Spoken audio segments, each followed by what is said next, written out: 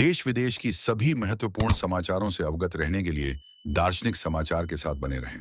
जिस समय मुख्यमंत्री जी ने कहा था कि 4 करोड़ वोट उनके कट गए हैं, उसी समय उन्होंने अधिकारियों को संदेश दिया था बेईमानी करने के लिए। हमें उम्मीद है कि इलेक्शन कमीशन और जो मैपिंग ऐप है और जो कंपनियां टेक्नोलॉजी में मदद कर रही है इलेक्शन कमीशन की, वो निष्पक्ष होंगी और इस समय इस तरह के डेटा आ रहे हैं, जो आंकड़े आ रहे हैं, वो साबित कर रहे हैं कि इलेक्शन कमीशन को और अधिकारियों को अपनी क्रेडिबिलिटी भी साबित करनी है।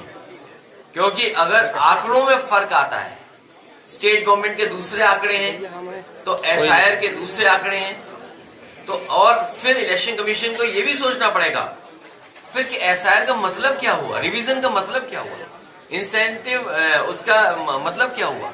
मैंने आपसे कहा कि इस समय अधिकारी और चुनाव आयोग की क्रेडिबिलिटी का सवाल है कि अगर इस तरह के आंकड़े आ रहे हैं तो जो लोग शामिल हैं, जो टेक्नोलॉजी शामिल है, आखिरकार वो कहीं हेरा फेरी की तैयारी तो नहीं कर रहे हैं। कहीं ऐसा तो नहीं कि मुख्यमंत्री ने जिस दिन इशारा किया था कि 4 करोड़ उनका वोट कट गया है, वो बेईमानी की तैयारी कर रहे हो टेक्नोलॉजी के साथ मिलकर। पश्चिम बंगाल में चुनाव पश्चिम बंगाल में ममता बनर्जी जी बड़े वोटों से जीतने जा रही हैं। ये बीजेपी के लोग हर जगह साजिश करते हैं, षड्यंत्र करते हैं। इस बार साजिश षड्यंत्र उनका नहीं चलेगा।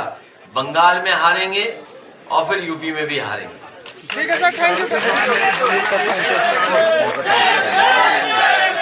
2026 नए वर्ष पर मैं अपने पार्टी के सभी कार्यकर्ता नेताओं को बहुत बहुत बधाई और शुभकामनाएं देना चाहता हूं। मैं आप लोगों के माध्यम से पूरे प्रदेशवासी देशवासियों को बहुत बहुत बधाई नव वर्ष पर। ये नया वर्ष खुशियां लेकर के आया है। नया वर्ष हमें मौका देता है नया संकल्प लेने का।